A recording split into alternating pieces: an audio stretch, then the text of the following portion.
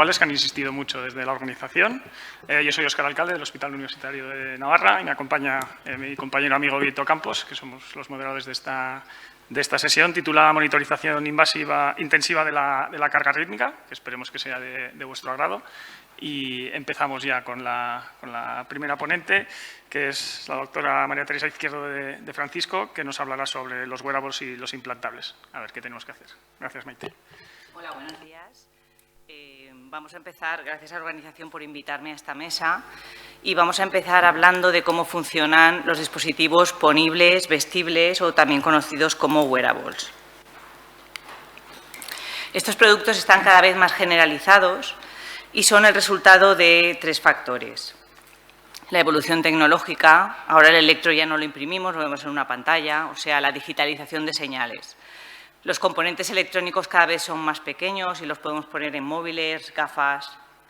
En segundo lugar, ha mejorado la conectividad a distancia y, en tercer lugar, múltiples factores sociales. Dios me libre de nombrarlos, solo nombraré el furor por el running, que ha hecho que todo el mundo quiera saber sus constantes. Y esto, al final, crea mucha información no demandada por el médico que tendremos que gestionar, como nos explicarán en las siguientes charlas. Un ejemplo de información no demandada es este paciente que estaba pendiente de ablación de FA y cada vez que tenía un episodio se lo grababa en una especie de cardia. Y en una de esas presentó un presíncope y se había grabado una FA que había degenerado a una TV polimorfa autolimitada, por suerte para él. Y es que esta sobreinformación nos puede incluso hacer dudar sobre qué tratamiento ofrecerles. Estos productos se dividen en dos grupos atendiendo a la señal que adquieren. Bien, fotopletismografía, el pulso, que generalmente actúa de forma semicontinua, en un segundo plano independiente del portador, o bien una derivación de electro, que suele ser de uno, brazo contra brazo, y que sí que suele requerir la colaboración del portador. Una excepción son los holters insertables, el parche, que en España de momento no hay, o el holter largo, de los que no hablaré porque son por prescripción médica y además estamos más acostumbrados a ellos. El cardia no cumple los criterios de wearable porque no se pone, no deja las manos libres, pero la verdad es que sin duda forma parte de esta revolución. La fotopletismografía es una técnica muy conocida por todos los médicos, que es relativamente barata y ahora la han rescatado por su sencillez. En cada onda de pulso arterial hay un pequeño aumento de volumen de sangre y si emitimos una onda de luz, la luz reflejada será menor cuanto mayor volumen de sangre. De forma que si emitimos muchas ondas de luz a intervalos muy cortos, podemos dibujar incluso la onda de pulso, como vemos aquí, estudiando simplemente la luz reflejada. Generalmente se usa luz verde porque es la que mejores resultados da, porque es la que más absorben los eritrocitos. Vemos aquí detrás de la esfera los dos LEDs de luz verde y los dos sensores. A partir de esta onda de pulso se puede, con análisis de señales, extraer la frecuencia cardíaca. E incluso las casas comerciales, algunas, ya han incluido algoritmos para detectar pulso irregular, o sea, FA. Por ejemplo, Apple tiene el marcado C, está admitido en Europa. El Fitbit, de momento, solo tiene la FDA y solamente funciona allí, en Estados Unidos. Y el Huawei en Asia. Ninguna de estas casas, lógicamente, ha revelado cómo funcionan sus algoritmos de detección de FA, pero la verdad es que leyendo sus estudios y algunos estudios de grupos independientes que también quieren hacer su propio wearable, se pueden sacar algunas conclusiones sobre cómo funcionan. Por ejemplo, que el principal problema de la fotopletismografía es el ruido derivado del movimiento. Vemos aquí un registro en sinusal con movimiento que es indistinguible de una FA. Y es que, por lo visto, desde el punto de vista de análisis de señales, también debe ser ininterpretable. Así que todas estas casas comerciales incluyen acelerómetros para descartar sistemáticamente todos los registros adquiridos en el movimiento. Y con esto ya podemos sacar dos conclusiones. Una es que estos algoritmos funcionan principalmente cuando el portador está quieto, y esto es durmiendo generalmente por la noche, así que si lo recomendamos tendremos que tener en cuenta que es cuando funcionan más.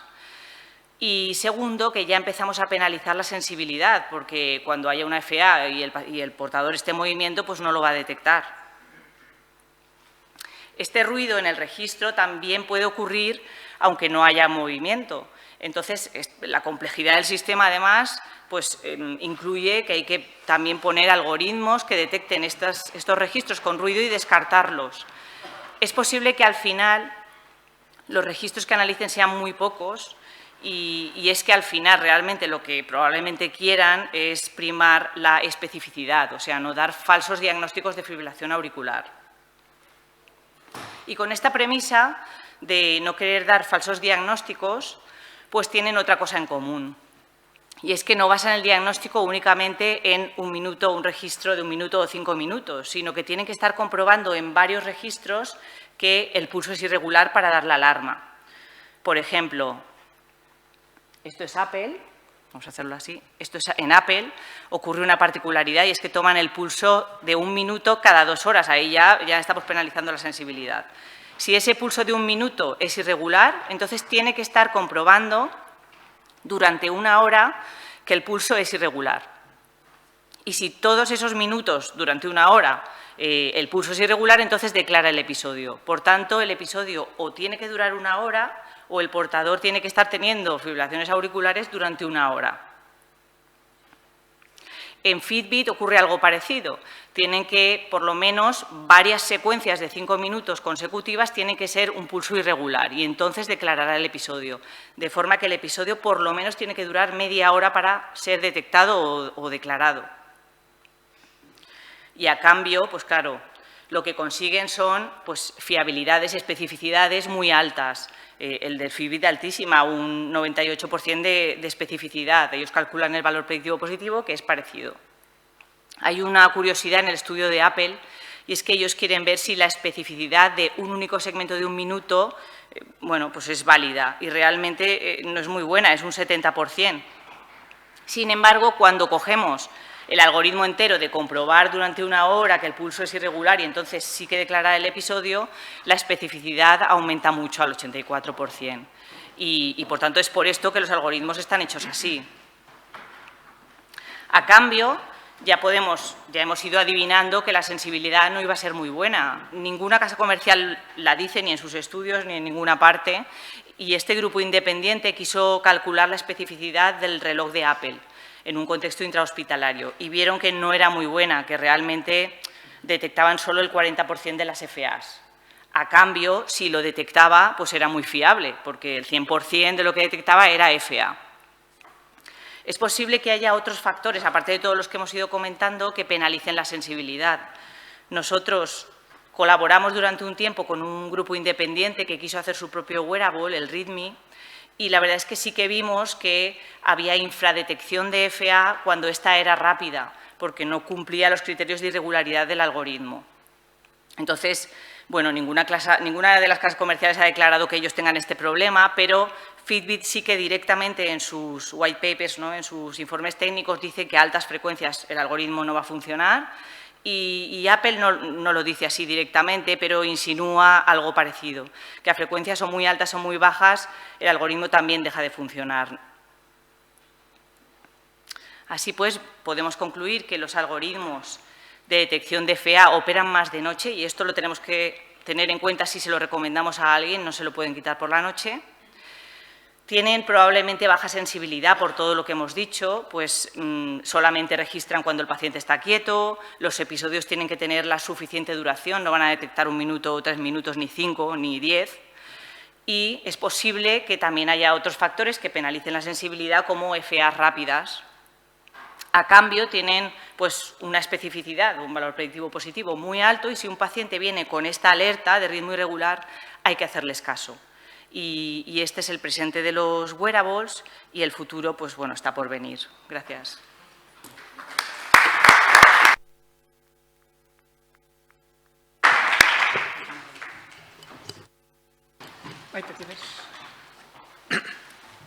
A continuación, el doctor Gonzalo Pizarro hará su presentación titulada ¿Qué le aporta al cardiólogo clínico y cómo lo integra en sus flujos de trabajo? Hola, muy buenos días. Muchas gracias por venir. Gracias a la organización por invitarme. Yo soy un infiltrado. Yo no soy aritmólogo.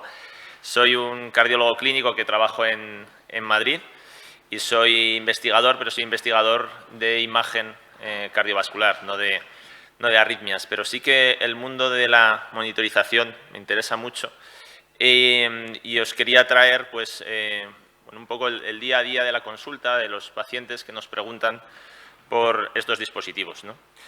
No tengo conflictos de interés, uso uno de estos dispositivos, pero no lo publicito. Bueno, este es un paciente imaginario al que imaginariamente le han regalado un dispositivo y lo ha utilizado, le han explicado que tiene que poner el dedo encima de la coronita, tiene que esperar 30 segundos y lo que le aparece es lo de abajo, que no tiene ni idea de lo que es, pone ahí ritmo sinusal, no sabe lo que es, pero le ha llegado al móvil un mensaje diciendo que puede ver el informe en la app de salud. Lo ha abierto y le aparece un PDF y este PDF lo que ha hecho es lo siguiente, dice, bueno, se lo voy a mandar a mi doctor. Entonces coge un mensaje y dice, buenos días, doctor alcalde, es un doctor imaginario. Le adjunto el electro que me he hecho esta mañana, espero sus noticias y por lo menos da las gracias, ¿no? Es que ricasco.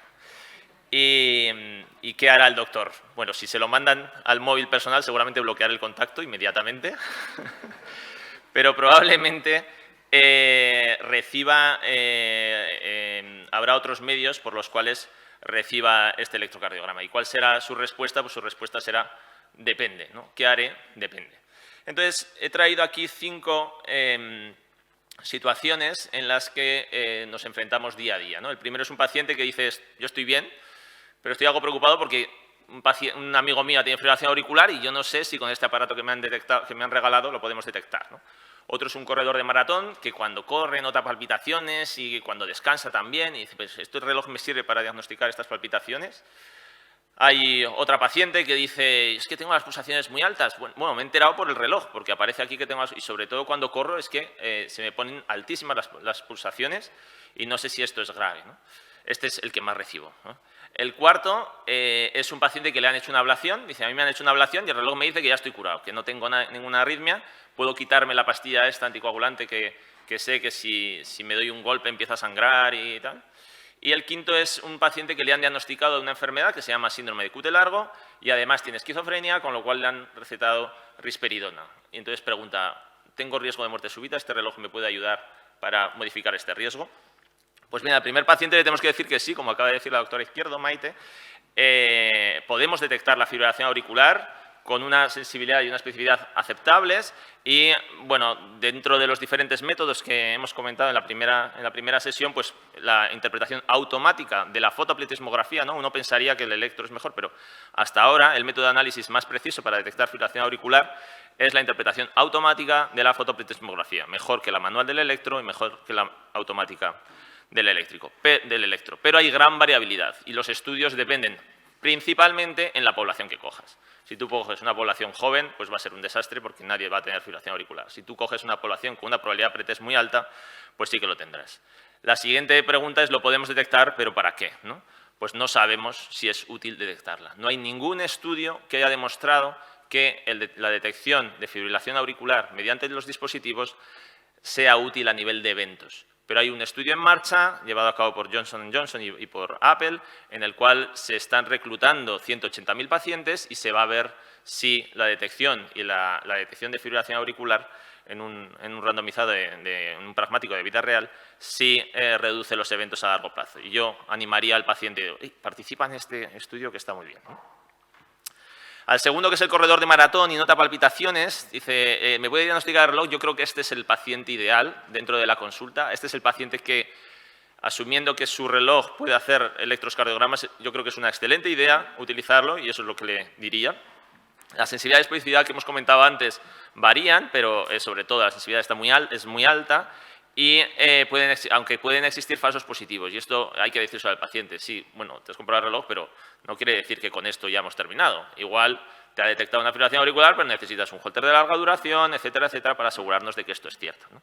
Y además, pues como un ejemplo como los que hemos puesto en la anterior presentación, pues hay veces que cuando hay bigemismo ventricular o extrasistolia o incluso el flutter, pues no es tan preciso, ¿no? El tercero es que tengo las pulsaciones altas, yo siempre les respondo, si usted sigue corriendo como está haciendo hasta ahora, ya verá cómo irán bajando. Y la gravedad, pues obviamente, no depende del numerito que te ponga en las pulsaciones, ¿no?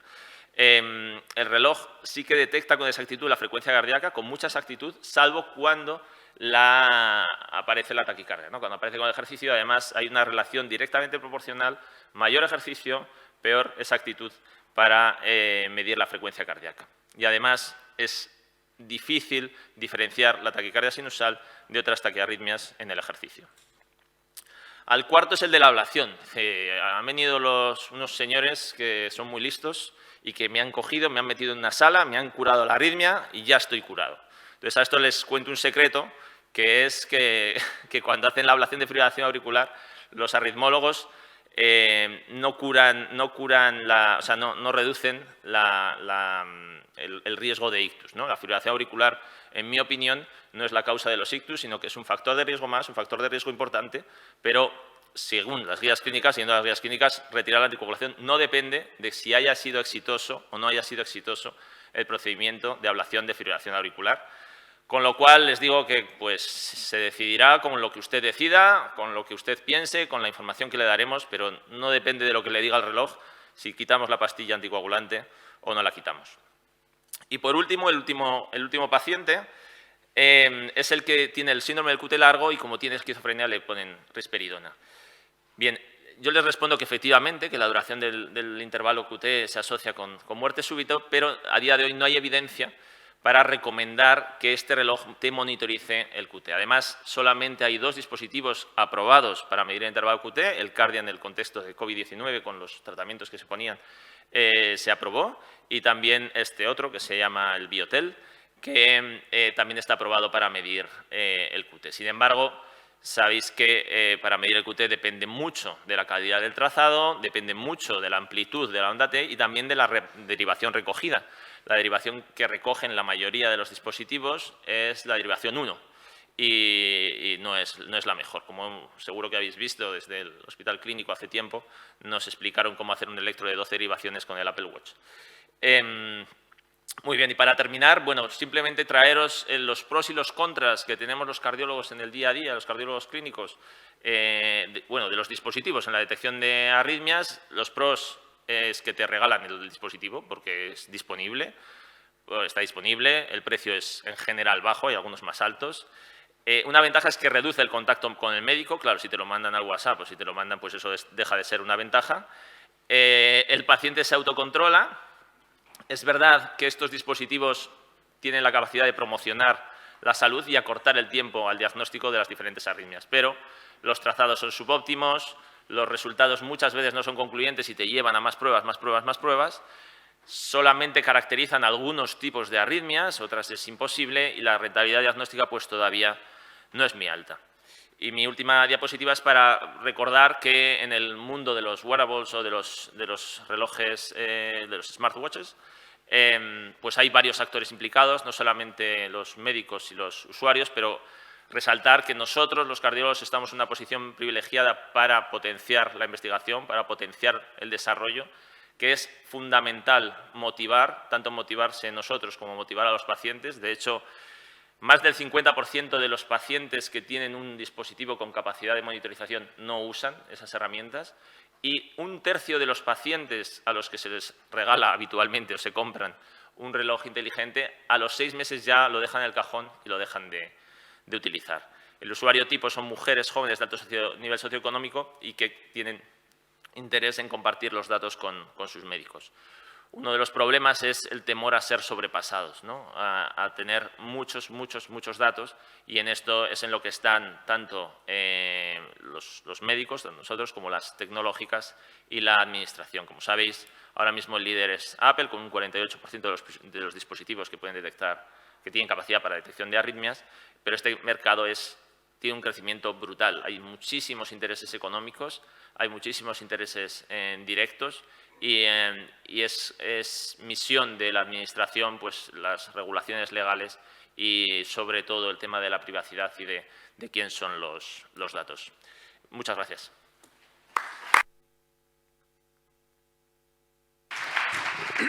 Muchas gracias, Gonzalo. 10 minutos clavado, ¿ha hecho? Impresionante. El tercer ponente es el doctor Curro Mazuelos Bellido, compañero también de facultad, igual que Gonzalo, o sea, es como si estuviéramos en casa, que nos va a presentar la carga rítmica, específicamente ya a nivel auricular, 2 estudios de reciente aparición, el estudio Loop y el estudio Stop Stroke. Adelante. Muchas gracias. La discusión la haremos todos al final de todos los casos. Bueno, gracias a todos por venir a esta hora tan magnífica y gracias a la organización por invitarme. Y bueno, vamos a bajar un poco. Hemos estado en el plano primero de la población general con uso de tecnología, digamos, fuera del plano médico y nos metemos ahora en estudios clínicos, ¿no? Bueno, no tengo conflictos de intereses. Y bueno, la pregunta con la que me han hecho bailar es: ¿debo anticoagular a mi paciente y cómo? Cuando veo carga rítmica auricular. Y me temo que voy a tener que darle un poco la razón al doctor Pizarro con lo de que curando la FA, o sea, la relación de la FA y el ictus la hemos simplificado mucho, pero no debe ser tan sencilla. Y yo creo que eso es lo que ha venido a decir también antes, ¿no? Porque la pregunta, o sea, la charla es esta pregunta y la respuesta es que no lo sabemos. O sea, hemos acabado la charla, ¿no? Porque vamos a ver lo que sabemos, vamos a ver lo que tenemos clarísimo. O sea, tenemos muy claro que un enfermo que tiene un ictus y hay que buscarle el FA. Eso lo tenemos claro, lo dicen las guías. No vamos a entrar en el nivel al que lo dicen, pero eso es lo que dicen las guías. Y porque si tú tienes FA, te anticoagulo y te quito el ictus. Ese es el razonamiento que hemos hecho históricamente o que transmitimos reduciéndolo, simplificándolo, pero es el mensaje que transmitimos. Si hay un ictus, o sea, estoy en prevención secundaria, es lo que sabemos. Ictus, si veo FA, esa FA es la responsable del ictus, yo te anticoagulo, ya te quito el riesgo de ictus. ¿Vale? Fenómeno, pero estamos en la medicina basada en la evidencia, en los estudios. Entonces, este es un metaanálisis que se le hace muy poquito. A mí los metaanálisis no me gustan demasiado, pero escarban, ¿no? Entonces, haciendo un metaanálisis, metiendo observacionales y ensayos clínicos, si se centran en los ensayos clínicos con datos que no están publicados, del CRISTA, del EMBRES y tal, la evidencia de que después de un ictus, buscar FA, anticoagular la FA, la prevención de un segundo ictus roza la no significación. Cuando meto ensayos observacionales, entonces sí me sale útil. Pero si me quedo con la evidencia más dura, que son los ensayos clínicos, pues no roza la significación sin cumplirla. Quiere decir que si después de un ictus veo una FA o busco activamente una FA y la anticoagulo, no tengo nada claro o no tienen nada claro cuando se hace un metaanálisis con datos no publicados, que me resulta también curioso que estos datos no estén publicados. Los investigadores han tenido que investigar, han tenido que pedirlo. Entonces, esa evidencia tan clara y tan evidente que tenemos, si FA, anticoagulo, curo el ictus, pues la cosa empieza ya a tambalearse un poco, no es tan radical, ¿no? Entonces, lo que teníamos muy claro parece que no lo tenemos tan claro. Entonces, vamos a meternos en otro campo diferente, que es el campo de las charlas, ¿no? Estos dos trabajos son dos ensayos, son de hecho en el norte de Europa por daneses, en Estocolmo y en Dinamarca. Estos son muy sesudos, además tienen los enfermos súper estudiados, los tienen metidos en unas bases de datos brutales, con lo cual tienen acceso a todos los datos de los pacientes. Es súper interesante cómo trabajan, porque como todos los pacientes y todo está digitalizado, tienen acceso a las medicaciones, a los eventos cardíacos, a los eventos hospitalarios, todo se queda registrado. Entonces, son estudios súper robustos a nivel de población general. Entonces, este primer trabajo coge en Estocolmo, son pacientes mayores, 55-76 años, con factores de riesgo. O sea, son pacientes que, sin fibrilación auricular, población general, y si le encuentro una fibrilación auricular, según los estándares actuales, tendría que anticoagularlo porque tienen un CHA2 alto. Entonces, meten 28.000 pacientes, los meten en dos grupos. A uno le hacen unas investigaciones con los chismitos estos que no son wearable, pero lo parecen, ¿no? Son aparatitos que les da, los pacientes ponen los dedos y registran las arritmias, ¿no? Entonces, a la mitad se lo dan y a la otra mitad no. Entonces dice uno, bueno, voy a encontrar mucha FA. Entonces, ¿qué concluyen? Que encuentro mucha más FA, por supuesto, encuentro mucha más anticoagulo mucho más, pero apenas reduzco el efecto. Os dais cuenta, esta es la curva principal del trabajo, donde aumenta la tasa de encontrar fibrilación auricular, la tasa de anticoagulación, pero los ictus no los reducen, ¿vale? Curiosamente, no reducen la tasa de eventos. El problema es que ellos investigan y de los 15.000 a los que les dan les ofertan participar, la mitad no quieren participar. Entonces meten a todos en el mismo grupo. Cuando separan los que invitan a participar y realmente se colocan, usan el dispositivo de los que no lo usan, obviamente los que usan el dispositivo sí encuentran más filiación auricular y sí reducen los ictus, pero en su trabajo, que es por investigación, por intención de explorar, tienen que meter también a los que no los usan. Entonces, claro, cuando hacen la investigación no les sale un resultado positivo. O sea, población general de alto riesgo de filiación auricular, los investigo, les doy un aparatito, se lo llevan a casa y encuentro más FA, anticoagulo más FA, tampoco tengo más sangrado, eso también es importante, no tengo mucho más sangrado, pero no reduzco los ictus. El otro estudio, que es el LUP, lo que hacen es una cosa parecida, son también en el norte de Europa, y en este caso lo que hacen es con dispositivos implantables, ¿vale? Con un loop recorder. Y es parecido, siguen los enfermos muchísimo tiempo, ¿y en qué terminan? Encuentran mucha más FA, anticoagulan mucho más esas FA, pero no reducen los ictus. No reducen los ictus. Entonces, ni el ictus general, ni la muerte cardiovascular. Entonces, es como una cosa que te dice, pero es que no tiene sentido. Si estás encontrando FA y cuando encontramos FA, esto siempre hemos dicho FA igual a anticoagulación, igual a reducción de ictus. Pues en la población general, cuando buscas activamente la FA, te encuentras con que parece ser que esto no se cumple. Y viene a decir la pregunta, creo que la pregunta 2 de Gonzalo, ¿no? Y si me encuentro FA, ¿qué hago? Pues no lo sé, es que no lo sé. Es que no sé lo que tienes que hacer cuando un enfermo te cuenta una FA. Y esto, yo creo que el tema va también por la carga de fibrilación auricular, que es un concepto que nosotros hemos manejado en la fibrilación auricular como un concepto dicotómico. ¿Tiene FA? No tiene FA. Y encima lo hemos clasificado clásicamente como paroxística persistente o permanente, que eso da también para otra charla, que es una FA persistente y que es una FA permanente, da también para otra discusión. Pero pocas veces hemos entrado en la carga rítmica. ¿Cuánto tiempo está? Entonces, con los dispositivos insertables sí la pueden medir. Y entonces te das cuenta cuando hacen estas búsquedas que realmente la carga, la duración acumulada de fibrilación auricular, el porcentaje de tiempo en fibrilación auricular es que es muy bajo. Claro, diagnosticamos un enfermo en FA por más de 5 minutos, normalmente con dispositivos externos son 30 segundos, con dispositivos internos son 5 minutos, que también se puede discutir por qué son 5 minutos, por qué no son 6 minutos, por qué no son 15 minutos, pero no vamos a entrar. Con 5 minutos de FA, el enfermo lo diagnosticamos ya para siempre de fibrilación auricular. Pero es que a lo mejor el enfermo no tiene... O sea, ¿cuánto tiempo está en FA? A pesar de que no tenemos claro que el tiempo en FA... O sea, que la FA y el ictus se relacione como siga uno a la otro con una relación de causalidad directa. O sea, tengo una FA y mañana tengo un ictus. Sabéis perfectamente que esto no va así. Y yo creo que este es un dato muy interesante que nos aporta este trabajo. Porque la historia natural de la fibrilación auricular, como la tenemos siempre descrita, era... Tú empezabas a tener pequeños episodios de fibrilación auricular, eran subclínicos, después se hacían clínicos, se hacían cada vez más, duraban más en el tiempo, hasta que se convertía en una FA permanente, una FA que antiguamente llamamos crónica, ¿no?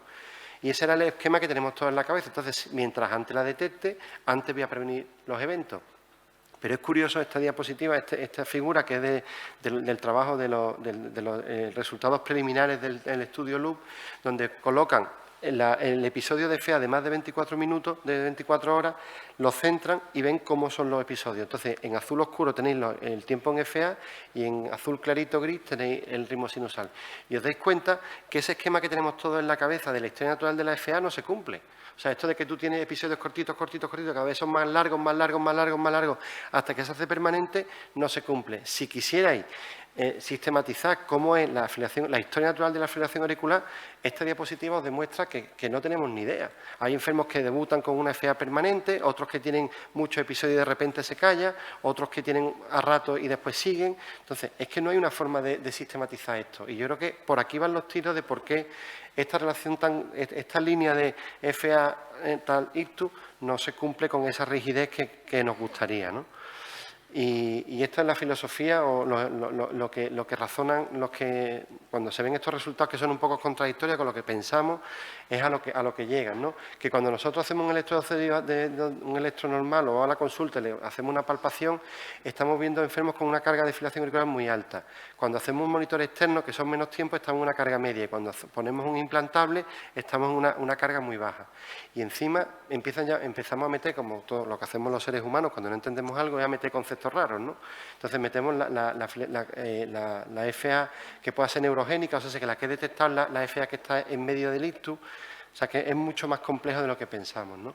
Y al final es lo mismo, ¿no? O sea, la fibrilación auricular, hay una carga de fibrilación auricular que puede estar en relación con lo que ha dado a entender Gonzalo, que es la enfermedad auricular. Los chatbots también nos hablan de esa enfermedad auricular, entonces una mezcla de carga de fibrilación auricular y de carga de enfermedad es lo que nos va a dar el riesgo de ictus, ¿no?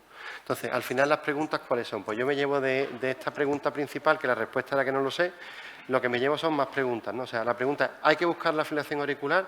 Pues no lo sabemos. ¿Qué debo considerar fibrilación auricular? ¿Qué es una fibrilación auricular asintomática? ¿Qué es subclínica? ¿Qué es silente? ¿Qué es una FA clínicamente relevante? Y la pregunta final, ¿no? Si una FA con un chatbot alto es igual a anticoagulación directa, pues esa es la pregunta final que no la tenemos tan clara y que tenemos que seguir buscando y con el ojo puesto a más respuestas futuras. Muchas gracias.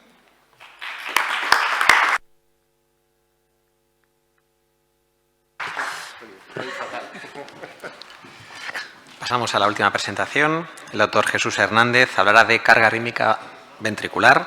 ¿Para qué? Hola, buenos días a todos. Agradecer a la organización invitarme a participar en esta mesa y, bueno, a continuación pues vamos a hablar de si tiene algún valor el monitorizar la carga rítmica ventricular. En cuanto a la prevalencia de la extrasistolia ventricular, los datos son muy dispares. Desde más de un 5% en pacientes, se ha descrito en pacientes en un electro de 10 segundos, a más del doble descrito en la corte de Framingham cuando se monitorizaba durante 1 hora. Lo que sí es constante en la mayoría de los trabajos que se publican es que esto aumenta con la edad y, por supuesto, con la duración de la monitorización.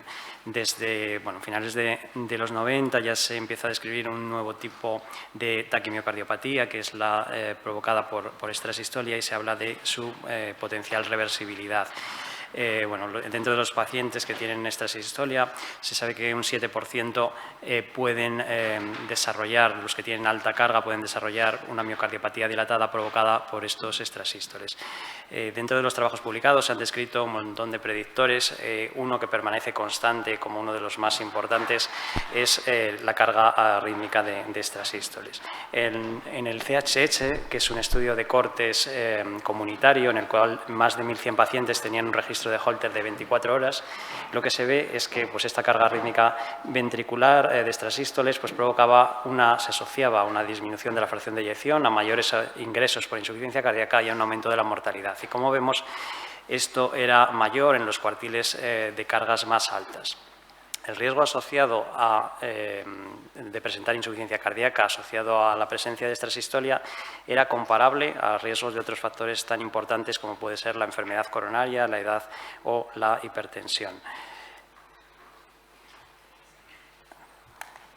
En cuanto a la relación de la carga de extrasístoles ventriculares con la disfunción de ventrículo izquierdo, conocemos dos datos importantes por todos, que a mayor carga es más probable el poder desarrollar esta disfunción de ventrículo izquierdo, aunque no tenemos un punto de corte exacto. Se han descrito como puntos de mayor sensibilidad y especificidad, descritos entre el 16 y el 24%, si se sabe que por encima del 10% de carga está en la mayoría o la gran mayoría de los casos. Otro dato importante que conocemos es que si conseguimos disminuir esta carga de extrasístoles ventriculares, vamos a poder en un porcentaje importante recuperar la fracción de eyección y para esto la ablación ha sido demostrada muy efectiva y eficaz. Esta mejoría de la fracción de eyección con la ablación de extrasístoles permanece constante en lo que describen los distintos grupos de trabajo, como podemos ver en este metaanálisis.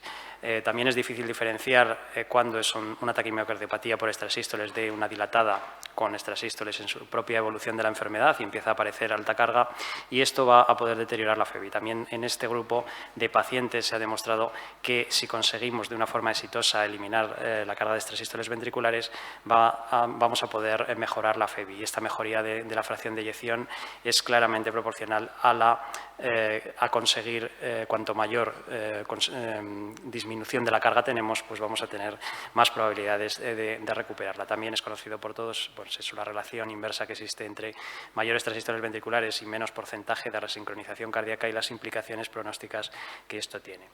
Tradicionalmente se ha realizado la monitorización de la carga y bueno, la seguimos realizando mediante holter de 24 horas.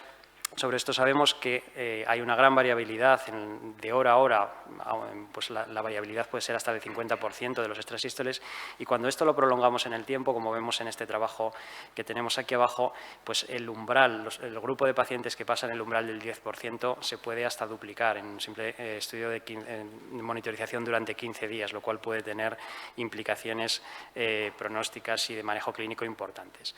En cuanto a, bueno, pues como hemos visto, los nuevos métodos de monitorización, los nuevos algoritmos incorporados a los nuevos holters implantables y los wearables nos permiten tener una monitorización continua de las variables y disponer, lo que es importante, los datos de una forma casi a tiempo real, lo cual debemos, como han comentado, poder integrar de alguna forma en la práctica clínica. Luego, en cuanto a otras arritmias ventriculares un poco más complejas, como puede ser la taquicardia ventricular no sostenida, bueno, pues como veremos hay evidencia muy dispar en la literatura y aunque no hay una clara evidencia de que bueno, pues esto pueda ser un predictor, cuando vemos en la consulta de dispositivos, pues un registro como este que les muestro del desfibrilador nos hace plantear si realmente la presencia de taquicardias ventriculares no sostenidas puede ser un predictor de eventos sostenidos. En este trabajo incluyen 121 pacientes que van a ablación, pacientes con un infarto previo y que van a ablación por una taquicardia ventricular sostenida. Lo que ven los investigadores es que cuando se hace la inducibilidad, se testa la inducibilidad después de finalizar la ablación, los pacientes en los que se inducían eventos arrítmicos no sostenidos tenían exactamente las mismas recurrencias que los que se inducían arritmias sostenidas, con lo cual esto nos puede hablar de que estamos tratando el mismo sustrato realmente y que pueden dar bueno, pues arritmias sostenidas a largo plazo. Aquí les muestro simplemente un resumen de algunos de los principales trabajos que intentan valorar el impacto de la taquicardia ventricular no sostenida, como vemos, con evidencias contradictorias entre ellos. Algunos de ellos no fue predictor y, sin embargo, en otros sí que se ve un aumento de la frecuencia de arritmias en el seguimiento y un peor pronóstico en cuanto a eventos clínicos. En llamar la atención, bueno, pues la mayoría se hacen con holter de 24 horas, sin embargo, sí hay dos, uno en el Carisma publicado en 2010, con un holter subcutáneo que no tenía la capacidad de transmisión remota y uno publicado recientemente, este año el SMART, en el cual sí utilizan un holter actual con transmisión remota. Vemos que en este último sí que fue predictor de eventos. Probablemente ellos bueno, pues hablan concretamente de que el bloqueo AV, que había sido predictor en el Carisma, aquí no les salió y bueno, pues probablemente están estudiando otro grupo de población porque son fracciones de eyecciones más altas, pero también ellos hacen la incidencia que puede tener que ver el tener los datos a tiempo inmediato puede cambiar las actuaciones sobre estos pacientes.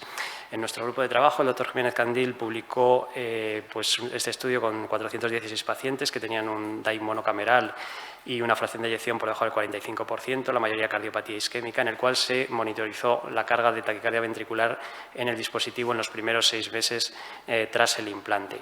Y lo que vimos es que cargas más altas, concretamente los que tenían más de 5 TVs no sostenidas en esos primeros 6 meses, tenían una mayor tasa de terapias, de eventos, terapias apropiadas y una mayor tasa de tormenta rítmica, al igual que tenían pues también más ingresos por insuficiencia cardíaca y una mayor mortalidad. También se vio que había una muy buena correlación entre la longitud de ciclo de la taquicardia no sostenida con las posteriores sostenidas en cada paciente, lo que podría hablar de que bueno, pues, un sustrato compartido en ese dos tipos de arritmias.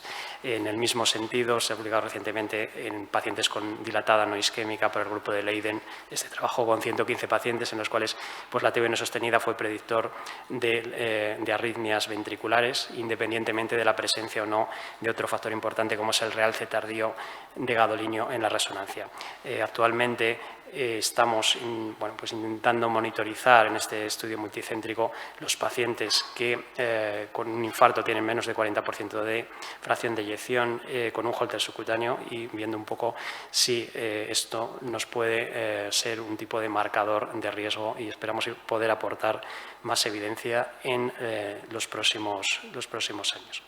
Y simplemente, para concluir, decir que bueno, pues la evolución de la tecnología de monitorización del ritmo permite obtener una mayor cantidad de información casi continua, que esta monitorización prolongada de la carga arrítmica ventricular puede cambiar el perfil de riesgo del paciente, y que la carga de taquicardia ventricular no sostenida se asocia a un mayor riesgo arrítmico y de eventos clínicos. Muchas gracias.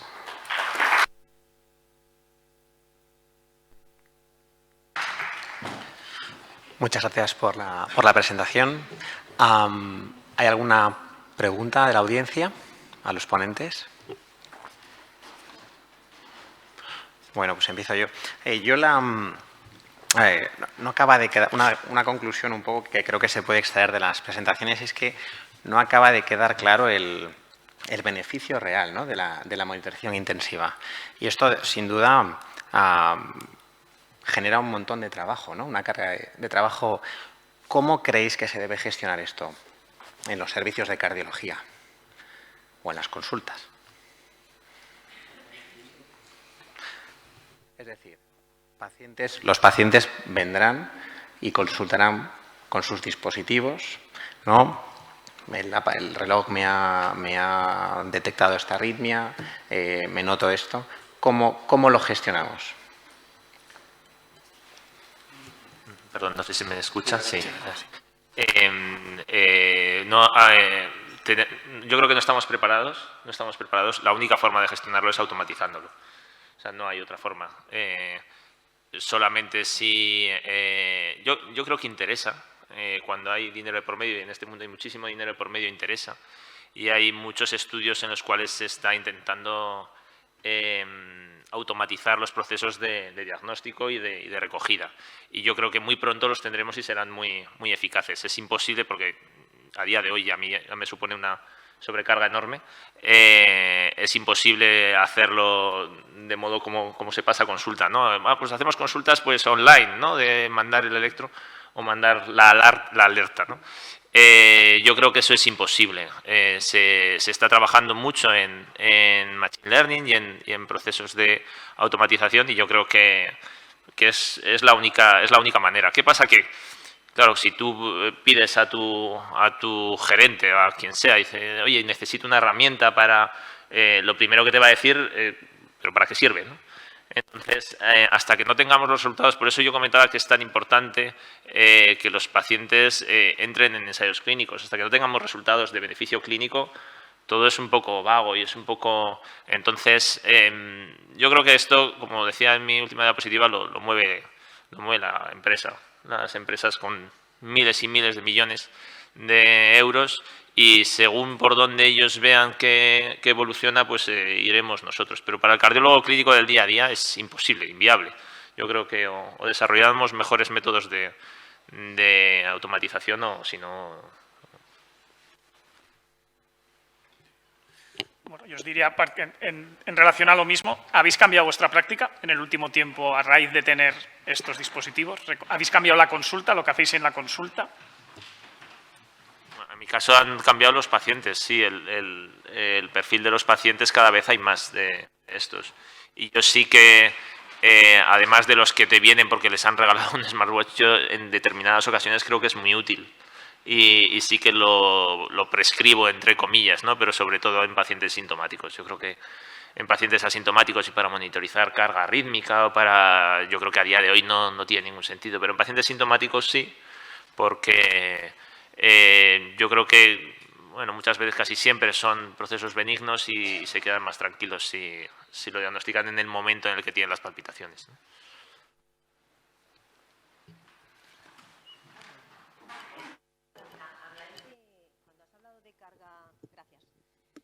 De hacer un registro más prolongado de la carga rítmica ventricular, ¿de cuánto tiempo estás hablando?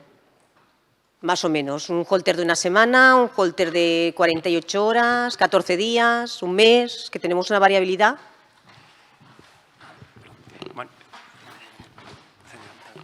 sí. Cuando he hablado de esto, Lo he hablado en el sentido de lo interesante que me parece el poder utilizar en determinado grupo de pacientes de mayor riesgo dispositivos que permitan monitorizarlo de forma casi continua durante durante un tiempo prolongado, más de un mes me refiero. Como veíamos ahí en la diapositiva de los extrasistolios ventriculares, pues puede cambiar mucho, y en cuanto a lo que estamos intentando ver es en cuanto a las taquicardias ventriculares no sostenidas, si esto nos puede ayudar a predecir una peor evolución de estos enfermos. Por un lado arrítmica, pero por otro lado clínica, y el poder pues también avisar al clínico de este paciente que está en insuficiencia cardíaca se va a descompensar, a lo mejor si es un paciente de terapias más avanzadas, tenerlo en mente. Yo creo que siempre que se pudiera realizar una monitorización en ese grupo de pacientes seleccionados de alto riesgo, no evidentemente para todo el mundo que encontramos con extrasístoles o todo eso, de una forma continua con un dispositivo, sería ideal con un wearable si ya hay algoritmos que son capaces de distinguir bastante bien la carga de extrasístoles ventriculares. Ahora también tenemos nuevos dispositivos implantables que tienen algoritmos que van a detectar los extrasístoles ventriculares, y ya veremos cuánto apuran en el diagnóstico. Pero sería ideal el poder monitorizar este grupo de pacientes de alto riesgo de forma prácticamente continua, porque muchos de ellos, pacientes con insuficiencia cardíaca, ves que justo antes de la descompensación estaban ya teniendo más carga ventricular, y bueno, pues poder que te salte una alarma y poder, oye, que este paciente hay que verlo, que igual requiere otro tipo de cambio de tratamiento o terapia más avanzada antes de que te ingrese en shock cardiogénico o con una tormenta, que ya hemos tenido casos. La idea es ser lo más prolongado posible que te permita el dispositivo y que tengas a disposición, claro. No tiene ningún sentido poner holters pues bueno, al final es una molestia para el paciente, holters prolongados, y aparte que esto puede cambiar en cualquier momento y no sabes cuándo. Yo, Maite, te voy a preguntar una cosa directamente. Te viene un paciente a la consulta y te trae un reloj que te dice que ha tenido fibrilación auricular. ¿Lo metemos para ablación?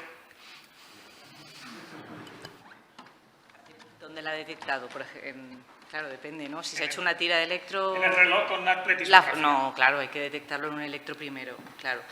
Es muy fiable ese diagnóstico, entonces hay que seguirlo seguro. Habrá que ponerle algo más para intentar documentar la FA. Y generalmente son cargas altitas, o sea que no va a ser muy difícil. No detecta 30 segundos, ni suele ser una carga alta. En el estudio Apple, de hecho, el 20% eran persistentes de lo que detectaba. Y en el Fitbit tenían una carga del 7%, o sea, no es gente que vaya a tener algo muy puntual. Probablemente sea fácil luego, poniendo un holter largo o lo que sea, detectarlo, sí. O sea, que lo utilizaríamos como un arma para poner algo de más duración, ¿no? Porque a mí lo que me llama la atención, yo he aprendido hoy, por ejemplo, que la pletismografía es muy, muy, muy fiable, pero para mí lo fiable es el electro. No, claro. Entonces yo no me fío si no veo un electro. Entonces claro. Al paciente que te viene y muchas veces dice, no, es que me ha salido en el reloj o me ha dicho no sé quién que me tengo que hacer porque en el reloj me ha salido y vengo a hacer una ablación. Y bueno, espere. Claro, no. Claro, primero un electro, ¿no?, que dicen las guías. Estamos todos de acuerdo. Es fiable la fotopletismografía, pero gracias a los algoritmos, no de por sí. O sea, de por sí tienen muchos defectos, pero los algoritmos son muy sólidos, detectan muy poquitos registros, muy limpios. Lo importante es la selección de esos registros, entonces por eso es fiable luego. Pero hay que hacer un electro, claro, sí, estamos de acuerdo. Para ablación quizá no, ¿y para anticoagularlos? Pues ahí está el de los Doctor estudios. Mazo. El de los estudios.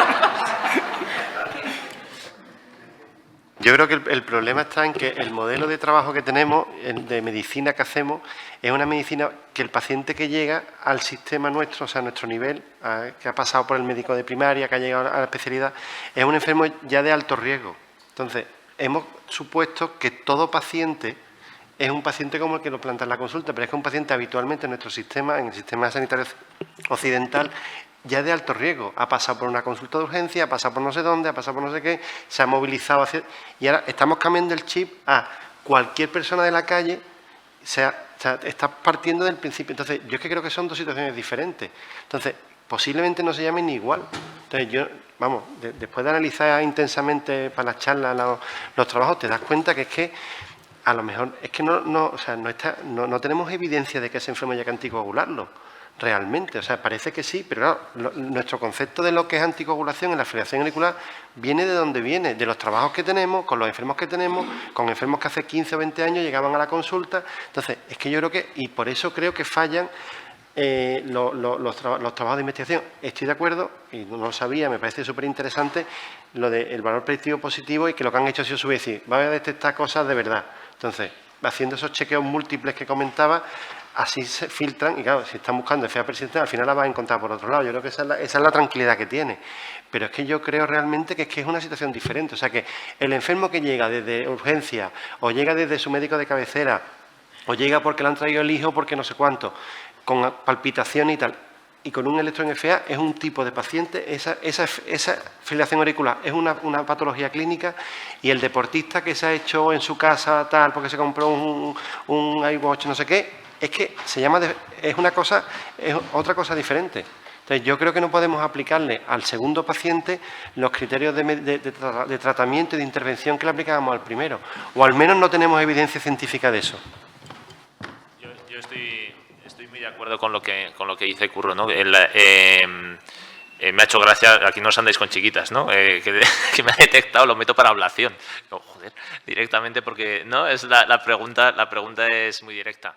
Al paciente ese ficticio, que no sé si os habéis fijado que os he colado la foto de mi hija, al paciente ese ficticio no le metas para ablación porque le detecte el Apple Watch, y creo que o sea, hay que cambiar el concepto, y si uno empieza a investigar en este mundo te das cuenta de que es un mundo más de salud, más poblacional y con muchísimos intereses económicos, y que realmente nosotros tenemos que estar muy alerta, los médicos y los científicos, muy alerta para intentar dar valor clínico, decir esto sirve porque clínicamente mejora la calidad de vida, la cantidad de vida, y no dejarnos guiar por el super mega dispositivo que al final ha detectado 4 extrasístoles, y es que este no te detecta 4, te detecta 16, y este es mejor todavía porque además te detecta cuando estás durmiendo y cuando no sé qué, cuando realmente tenemos que exigir, entre comillas, a la industria y a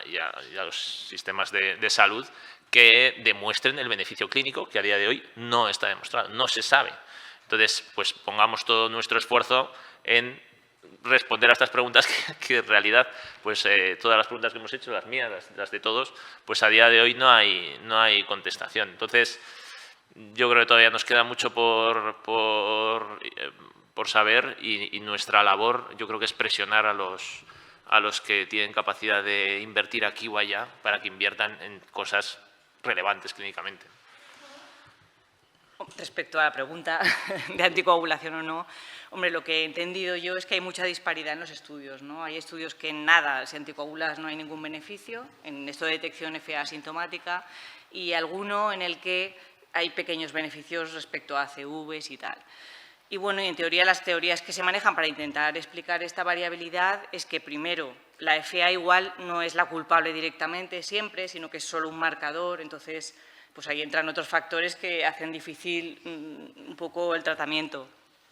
Y en segundo lugar, la carga de FA, ¿no? Que se supone que cuando en los estudios que han dado negativos, generalmente se han usado dispositivos muy sensibles, detectan 30 segundos y ahí se han anticoagulado.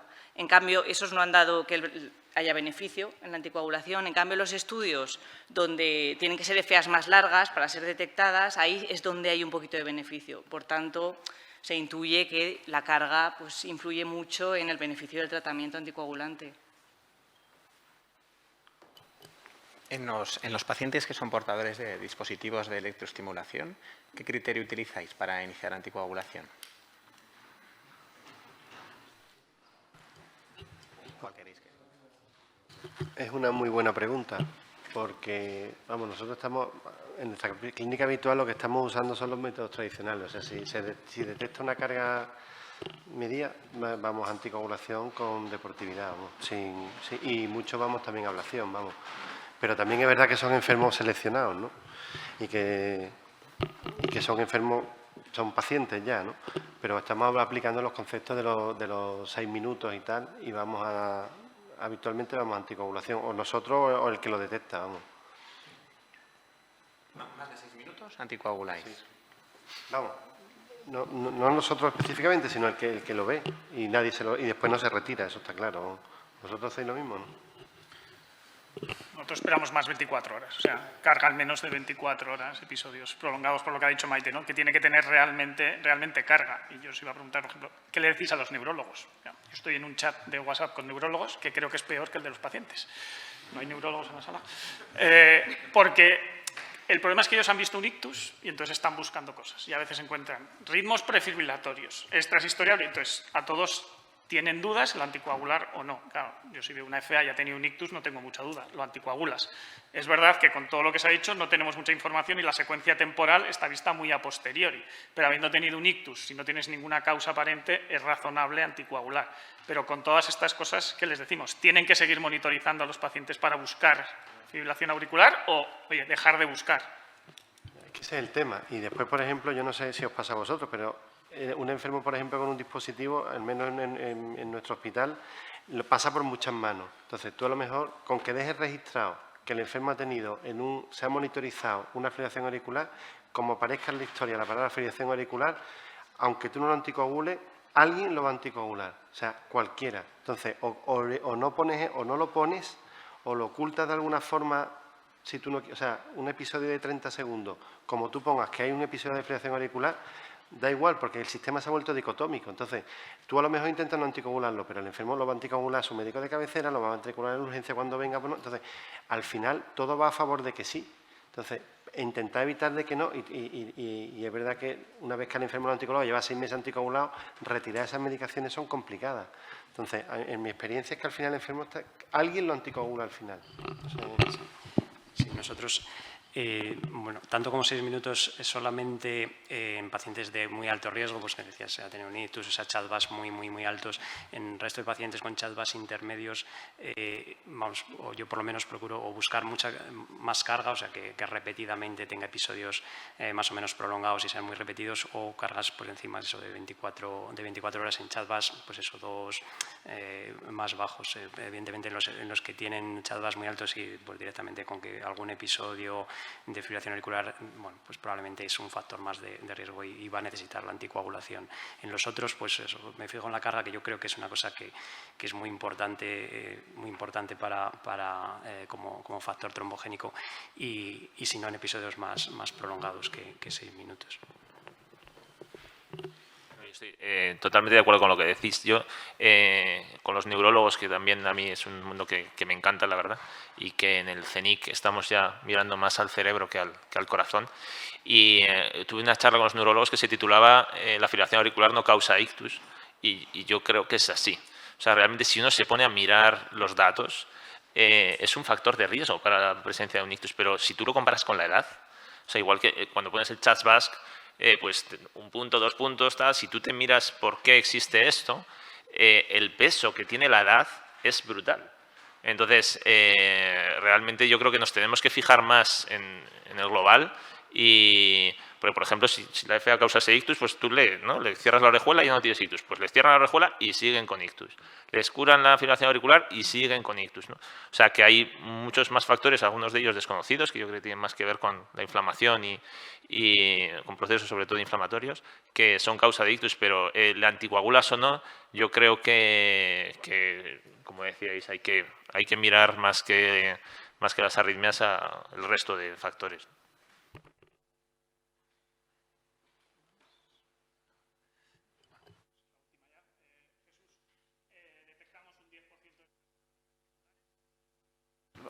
Detectamos un 10% de extras, un 15% de extras ventriculares, asintomático. ¿Qué le hacemos? Lo sigue el cardiólogo, lo sigue la unidad de arritmias, se manda al médico de cabecera y en los que sí que tienen síntomas que en teoría tendrían indicación de hacer algo más, ¿qué hacemos? ¿Empezamos con fármacos? ¿Hacemos ablación? No, ¿qué hacemos? Sí, sobre esto, bueno, pues hay la postura sí que más se repite en los distintos trabajos es asintomáticos, el seguirlos más de cerca y, bueno, evidentemente, ante cualquier síntoma ir a pues, ablación o, bueno, depende del sustrato. Mi opinión personal y qué es lo que hago. Bueno, en pacientes con cargas altas asintomáticos, si el paciente está asintomático, el seguirlo desde luego de cerca y seguirlo, bueno, pues un cardiólogo, me da igual el clínico, pero con una pauta de seguimientos con eco cercana. Cuando las cargas son muy altas, estos pacientes que ves con, pues eso, que tienen casi 1 de cada 4 latidos es un extrasístole por encima del 25%, y sí, la morfología del extrasístole implica que pueda ser sobre todo del lado de tracto de salida derecho, o sea, pacientes de, digámoslo de alguna manera, un poco menos riesgo del procedimiento de ablación y más efectividad.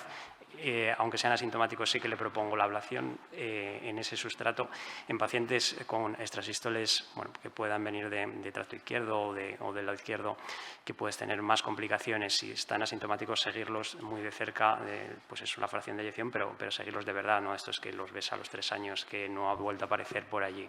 Entonces, en sintomáticos, proponerle la ablación, sí, si la carga es alta, y en asintomáticos, bueno, un seguimiento cercano. En pacientes con cargas muy altas, yo personalmente sí que se la propongo si me parece que el sustrato no va a ser muy difícil o va a tener mucho riesgo de complicaciones. Siempre también sabiendo que, evidentemente, a veces te metes ahí y luego no es lo que parecía, y que, bueno, pues un paciente asintomático con función normal tampoco es porque haya entrado en la sala tienes que quitarle ir a donde sea. Bueno, pues a lo mejor hay que parar, que a veces nos cuesta mucho a los electrofisiólogos parar a tiempo. Bueno, muy bien.